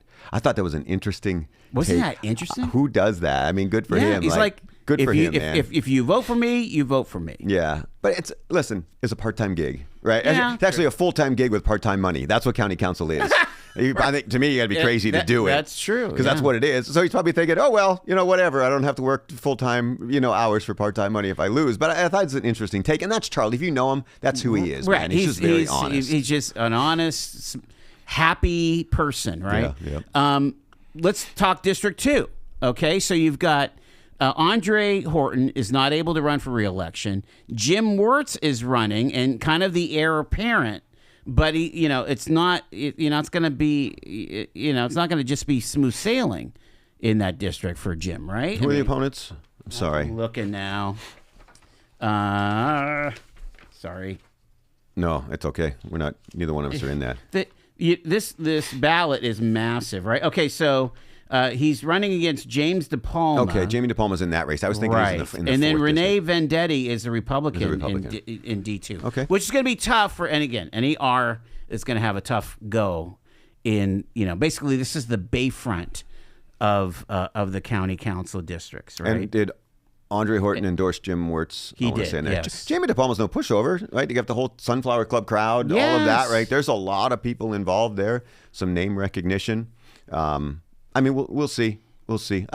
Wirtz coming off the Senate race. I mean, he has right? a lot of name recognition. Democratic Party chair coming off the Senate race and endorsed by Andre Horton. That's a steep hill to climb if you're an opponent, I would say. Huh. Okay. The So yeah. I mean, there it is. You got county. We mentioned a little bit about Mill Creek. Again, Have you ever seen really drop down, drag out intra-party conflicts as far as supervisor races? I mean, did you have you had a Republican on Republican race like they have tonight in Mill Creek? Only in open elections. I've only seen it in was it Kathy Dahlkemper who ran against? I mean, I know this is countywide, but you're looking at all of Erie. She ran against Mark DeVecchio, maybe. I can't remember. Who did she primaried? Somebody. Oh, you mean back? Yeah. Oh, yeah. I'm looking at intra-party. Yes, intra-party right? stuff. So there was a primary there. Local elections aren't really party related, so it's more of issue related. So I'm running against this. So Harry Morgan is running against the Gateway. I'm saying typically that's the case. That's typically in the case. in the Mill Creek race. Yes, there is party involvement in Harry Morgan's campaign. There are Republican Erie County Party officials, well known, who have decided to back him, right? Instead of the incumbent. Instead of Dan Willett. And I don't know why that is. Maybe he asked. You're right. Maybe Dan has clearly been a government first guy, right? They are. That's the majority of that board is government. They think that government is the answer on a number of things. The Gateway. Now you're looking at the Shrine Club thing. Right. Yeah. Like paid firefighters. They think government is the answer. So it's not necessarily a true Republican stance. So whatever's happened, the party has, in large numbers, have gotten, well, at least in backing, in public backing. Yeah. Heck, they asked me to introduce the commercial that he did here. For And Harry Morgan. And that was just, listen, the party asked you to do something, and I love this radio station. So the party. Yes, but part of it for me was I love this radio station. I love what you guys are doing. I feel like a part of it because you allow me to be part of it. I think what you're doing for Erie County is massive. He was spending money here. I think more people should. So I did it. I did it for that reason. Yes. Those two reasons really. They had nothing to do with who the candidates were. I get, you know what I mean? Yeah, At least yeah, who the incumbent was. Right. So I just felt it was the right thing to do. I just think it's an interesting dynamic out in Mill Creek where you see basically Olette and Clear that are the cohort, right? And Jim Bach is kind of the no vote a lot of times, right? But they're voting on the Gateway and the Shrine Club and the paid firefighter. They're voting on issues, right? It's a party issue because I think the party has chosen to get behind a challenger, right? Only in that sense. The people today are voting on issues. And so, so you have that in Mill Creek, and then you have what the Democrats did in the city to get behind Devlin over the two-term incumbent Schember. Sure. So this is one for the record books for the history books, don't you think? Yes. And if she wins, it will be the first time that we can, in our lifetime, absent scandals, that a sitting mayor has been beaten in a primary, right? Do you think that the Tullio Democrats can warm up to her? I mean, because she's going to have to get some of them. That's the $1 million question. Some of the Tullio Democrats are going to say, okay, Joe, you've had 2 terms. Now we're going to try something different. I don't know, right? But that is the $1 million question. So all of the old school Tullio Democrats, are they all going to support Schember? Because the elites, the names, the money, Erie Insurance, all those people are behind Devlin. All of them, right? Is there any backlash because of all that? I think so. Like you go anywhere in Erie right now, you ask anybody in the city, and they're telling you Daria's winning. She got more signs, she got more money, whatever it is. I don't know if she has more money or not, but certainly they have all the Erie Insurance thing people are looking at. Like clearly Erie Insurance has sided with her. They've given her a ton more money. They've come out and done endorsements. It's not a slam dunk. And people think I'm crazy to think that race will actually be close. They think Daria Devlin's going to win this thing in a rout, but you're looking anecdotally at signs and social media. You're missing the heart of Erie, which still, there's a lot of Frontier, there's a lot of Glenwood Hills. Well, and there's I think that's even school coming out in the controller's race. Right, probably. Is it Brzezinski or is it Chuck Nelson? They'll be the same people. So the same people who vote for Schember are going to vote for Brzezinski, and the same people that vote for Daria are going to vote for one of the other two. Hilarious. Right. And it's who comes out. Oh, my gosh. Which one of those factions comes out, that will determine. I'm having a hard time thinking that Erie County United 24-year-olds are coming out. Maybe they are. That'd be bad for Daria, right? Yeah.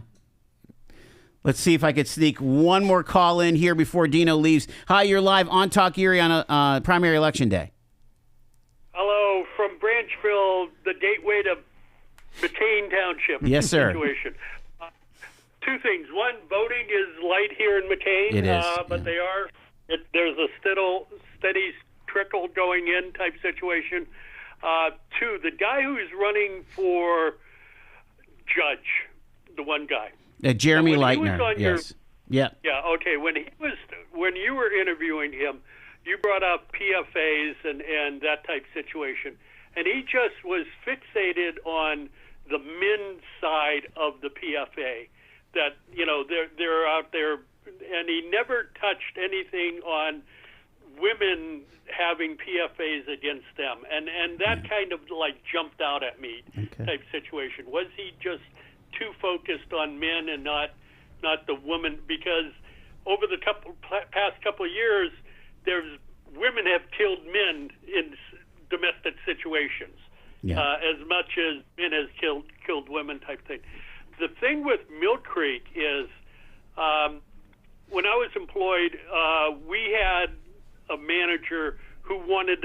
empire. You know, he started adding people and all this other stuff. That's what it's almost this empire building thing in Mill Creek. I don't have a dog in the house because I'm there, but it seems like they want, you know, structure over, you know, competence type situation thing. I appreciate the insights, Joe. Thank you so much, man. All righty. Take care. Bye-bye. We just got like 2 minutes left with Dino here. There is a bit of empire building going on there. Well, I mean, but here's the thing. In the same breath, I've said Mill Creek has a responsibility to bring the magic to the visitors that are coming to Presque Isle. That's part of their deal, and they're responding to that. You know? Yeah, whether or not the people agree with that they've responded in the right way, you're going to find out today. I find it interesting that it looks like the numbers are up there. That's what Perry Wood just said. You heard that from Gino earlier. It doesn't surprise me at all that Mill Creek people are coming out. They're invested in one way or another. Which side they vote on, I don't know, but they're invested in these issues. So, yeah, Mill Creek should be a hotbed. What do you think about Summit? Think that's going to be a... I mean, those votes seem to be really tight. There's every year. Yeah, there's not a lot of voters out there. Like there's a lot of land and all that commercial development, but there's not a lot of residents at the end of the day, and certainly not a lot of voters. They always have close elections. There's a Republican primary. For supervisor, the winner will take on Jack Lee, who's been there a couple of terms, I think. So that'll be an average turnout, really, honestly, for an off year. Right. I think, but there'll be pretty big consequences there. I like what many of our candidates said is you got to vote. I mean, school board in this town in the city of Erie spends over $500 million, every year. Yeah. It's a lot of money. And there's some contested races, but most school boards don't have enough candidates for the open seats, to be honest. So they'll end up, making appointments. But always issue driven too, by the way. School board races always driven by an issue. Something. Again, I always watch Mill Creek School Board because it's vicious out there. It can be. Oh my gosh, Dino, thank you so much. Yeah, great day. Should be a great night. Oh my gosh, yeah. Again, you'll be watching, and or do you have to work the Seawolves game? No, I'm doing tomorrow. I'm just glad I'm not on the ballot. Good for you. Thank you so much for bringing your expertise. Appreciate it very much. Dean Pepicello here. Moving on to news at the top of the hour on Talk Erie.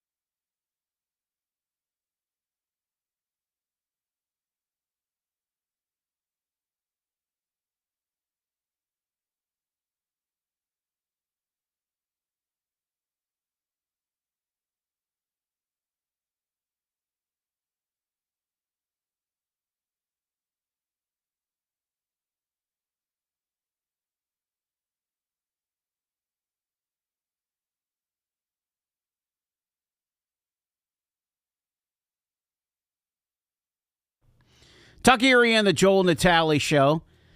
Live from our Kingdom Financial Group studio here at 5th and State on primary day.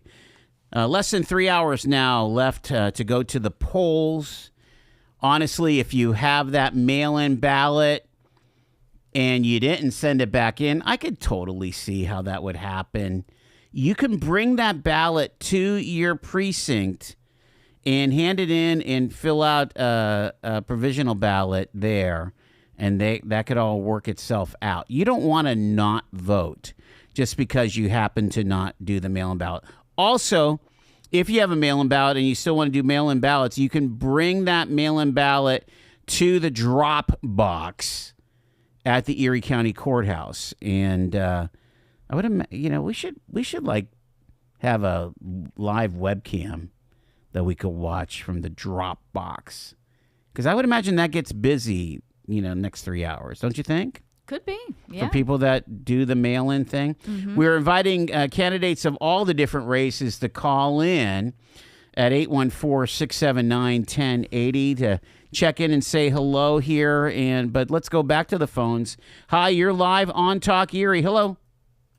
Joe, real quick. Yes, sir. 14,000 mail-in ballots so far. 14,000. Thank you, man. Appreciate it. Bye.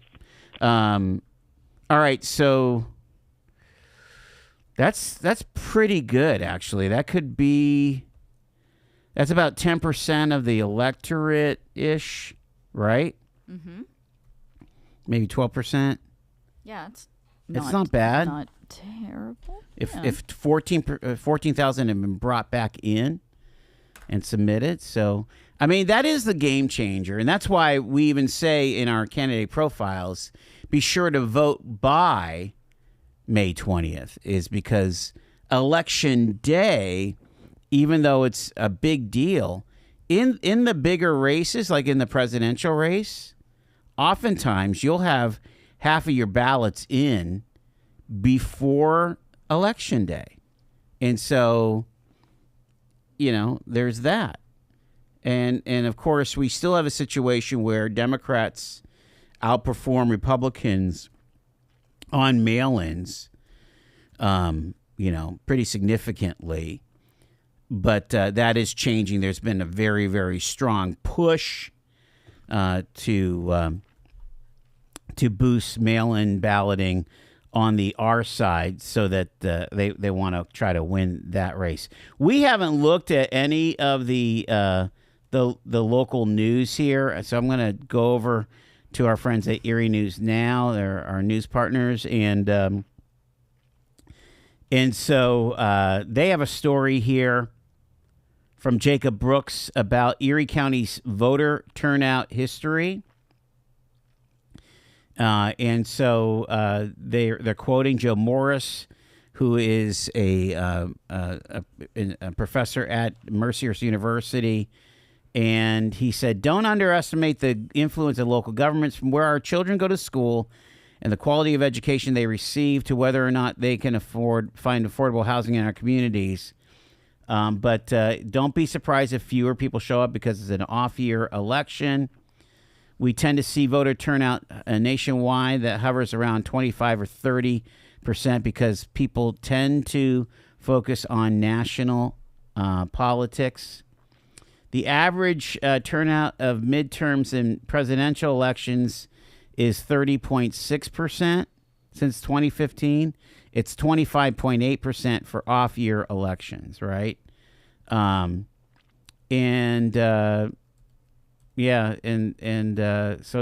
there could be interest, and this is what we'll see, where there's a really good, school board race, or there's a really good township supervisor race, or a mayor's race. You could see, a significant increase in voter participation. And of course, I'll tell you what, we're all about the exercise your franchise. I don't care if there's just a couple people to vote for. Voting every single election is hugely important. All right. And again, we heard from two of the three judge candidates in the last couple hours. We We heard from folks that are running for County Council District 4. We've heard from City Council folks. We heard from a mayor candidate, Sheila Woger. Yes, so yeah, coming along here. And we expect to hear from supervisor. Yeah, we've heard from Harbor Creek. We're going to hear from Mill Creek. So yeah, that's what we're kind of looking forward to. Other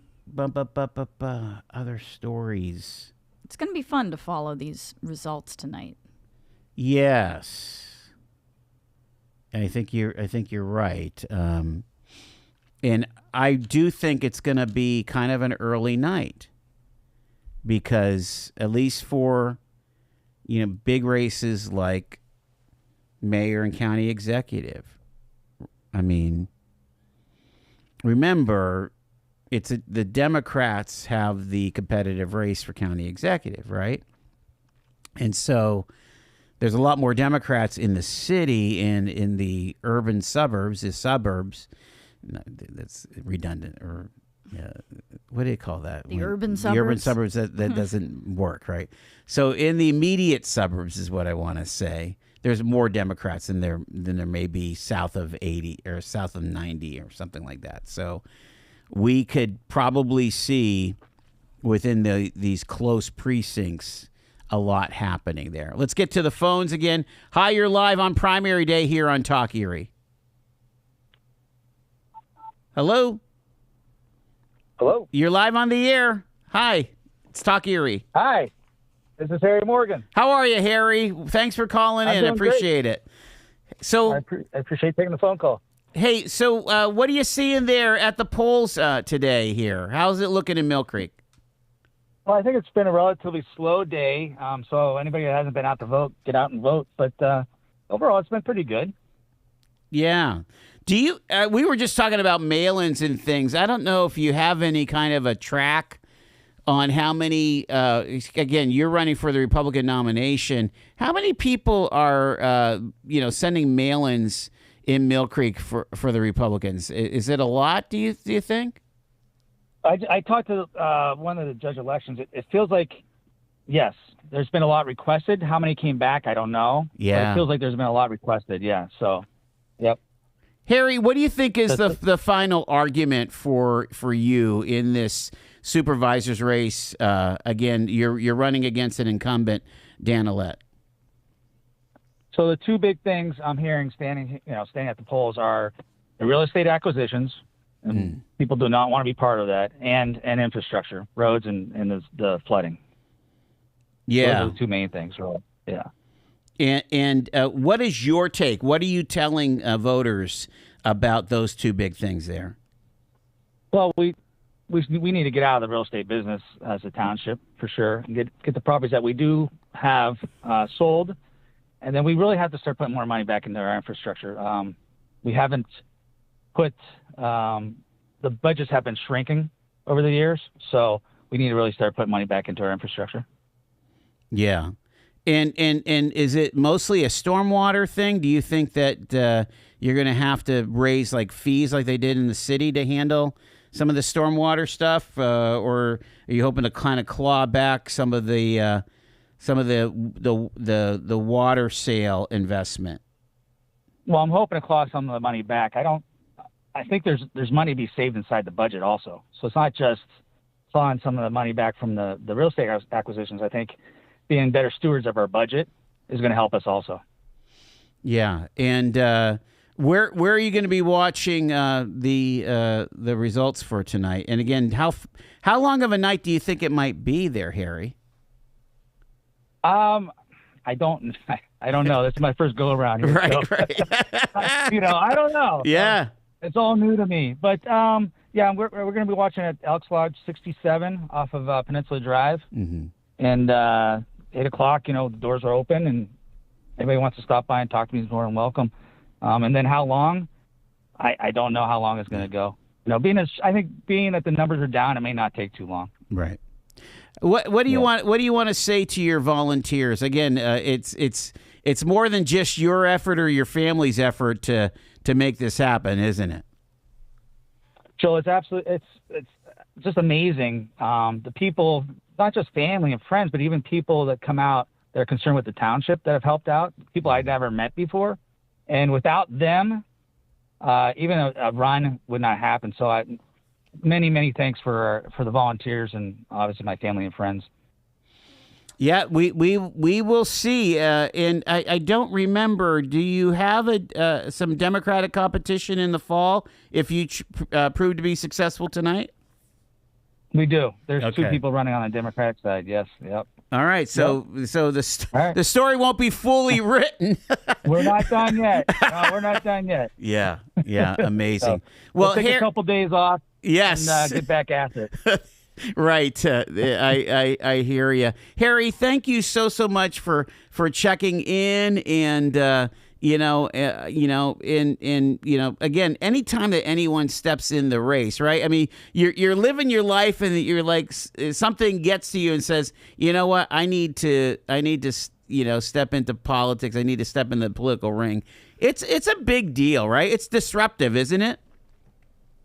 It is. There's a lot of work that goes into it. The research, the time spent building the team around you, and just digging in and then actually going out and talking to the public, one by one in groups.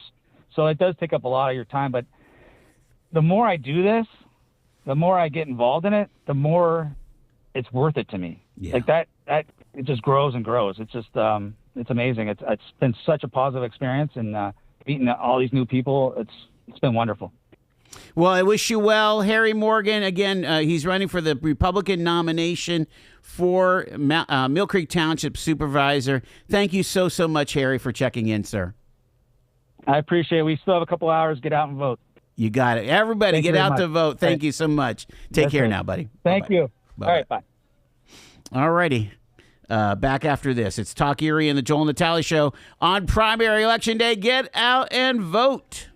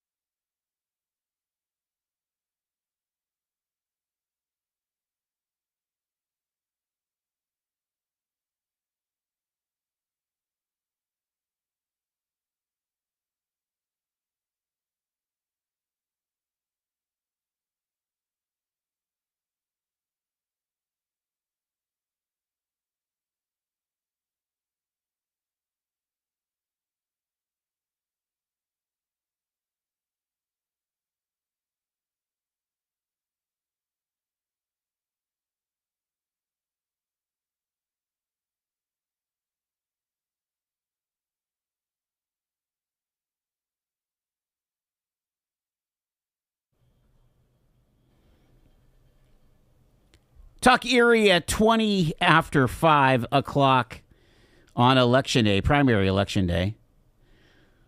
So the consensus out there is that poll turnout is kind of soft, but there are some highlights. There's just a lot of races.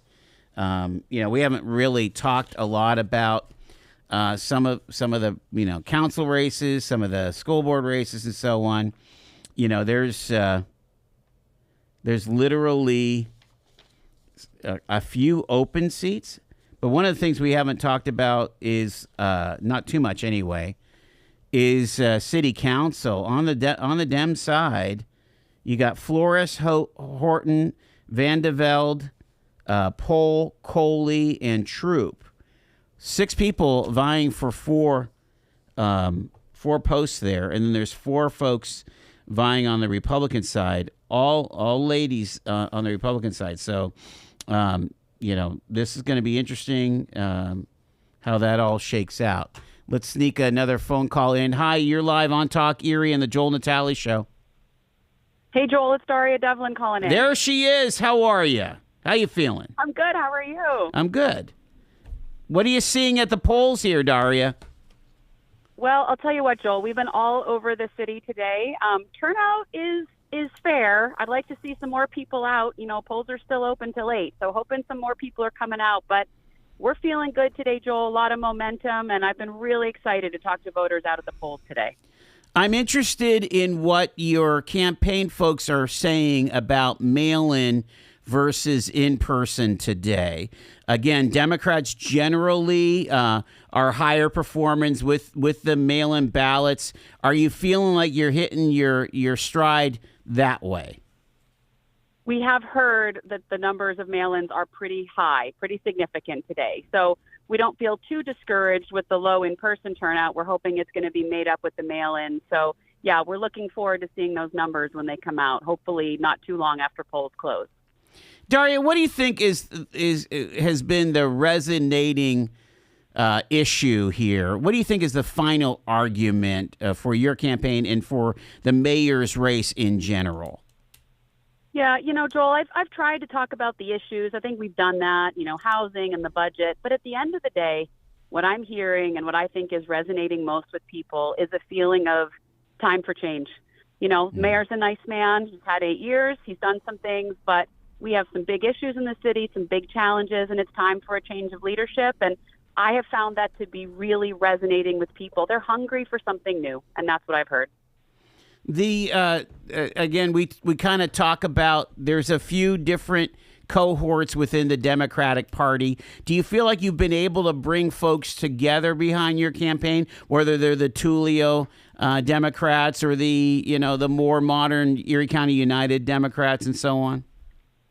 Well, for me, Joel, I got endorsements from the party. Obviously, the Democratic Party endorsed me writ large. I also got an endorsement from Erie County United, which is generally seen, as the more progressive wing of the party. Right. Also got an endorsement from Women the Future, which, represents many of the women, both Republican and Democrat there. But I really feel like it's been a big tent campaign. We've had room for everybody, and we truly have seen support from all aspects of the party.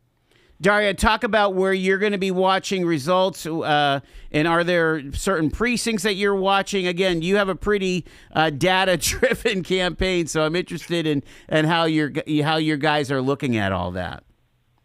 Joel, everybody knows wards 5 and 6 are always big ones in the city of Erie, so of course we're watching those. But my home ward is the first, so I'll be watching, hoping we're seeing good results turning out down there. We want to see good results everywhere from all the wards. We're going to be down at 1020 Collective tonight. That's on Holland Street there between 10th and 11th, and we'll have some food and drinks and hoping to gather with our supporters, and we really wait for a good result. Talk about the volunteers and the impact that they've made on the Daria Devlin campaign for mayor. Man, Joel, I have been so incredibly lucky. Right out of the gate, we had some amazing volunteers. I'm really excited. A lot of young people who have come out. My own sons and their friends, and also volunteers that showed up at headquarters and wanted to help. We all gathered today at Jefferson when I voted, and it was just amazing. We had probably 20 volunteers all standing out there with signs and cheering. So, volunteers are key to this kind of effort. It's grassroots, and I'm so grateful to the volunteers who've just done everything, made phone calls, taken out signs, knocked on doors for us. It's been amazing. Well, Daria, we wish you well. Again, last 2.5 hours or so, and appreciate you taking the time to check in this afternoon. Good luck. Of course, Joel. Thanks so much. Talk to you soon. Talk to you soon. There you go. Daria Devlin running for the Democratic nomination for Erie Mayor. Well, that's kind of cool. Definitely. I would think she's busy. I'm sure she is. Yeah. What do you think? What do you think about that broad She says she has a broad coalition behind her. And she did get, again. She does. There's no doubt. I mean, we had Sam Tallarico in our studio saying, look, Right. the ward bosses asked for the to endorse somebody in the primary, which we can't say it enough. Pretty rare, if not unprecedented, to have a mayoral endorsement in a competitive race. No doubt. Wow. She has a lot behind her. So this is really going to be a very interesting evening, I think. I think it could turn out to be very surprising. We'll see. I'm thinking about trends. I can't help but think about 2017, where we had 6 candidates, right? All kind of dividing up a itty bitty part of the pie, and wondering if there is strategery. Like she said, we're looking at the 5th and 6th wards. There'll be lots of turnout in those southern wards. If you're not acquainted with how the city is divided up, the older part of the city is wards 1 through 4, right? 1, 2, 3, 4. Lower East Side is number 1. Second ward is number the Lower West Side, number 2. I grew up in the 3rd ward, which is like south of 12th Street to 26th. My dad was a 3rd ward boss for Lou Tullio every 4 years, right? And then the 4th ward again is the kind of the Midtown East Side, and then I live in the 5th ward, which is Upper East Side. Just think about Academy neighborhood, Marvintown, Mercyhurst neighborhood. Marvintown. Do you know where Marvintown is? No, what's that? Dude, it's at the split of Pine and Old French at 28th there. Okay. That whole neck of the woods is Marvintown. Why? Because there was somebody named Marvin that probably owned a farm at one point. I've never, ever heard that. Oh, and give me a break. I haven't. Marvintown? Yeah. I'm going to have to ask my dad about it. Live in your Wesleyville Empire world. My East Side bubble? Your bubble. Your Wesleyville Empire bubble. Oh, my gosh, Marvintown. Let me sneak one real quick. Philip, I've got less than a minute, but you're live, bro. Marvintown, I believe that's a German thing. And my uncle Fred Steiner, when he passed away, he was at a gas station over and said, "Fred Steiner dies, mayor of Marvintown." So there I you go. believe that. Yes. Oh my god. Seriously, it was a German thing. Yeah. Definitely a German thing, and it definitely said that in his obituary. There you go. Under 1 minute. The mayor of Marvintown. Take care of yourself. Yep. Go vote, bro. Bye. See ya. All right. Bye. Bye-bye. Go vote, everybody here. So they're watching the 5th and 6th wards. Of course, the Upper West Side is the 6th ward there, and I think you're absolutely right, Shaney Bills. It is going to be an extremely interesting evening, watching all of the results roll in here.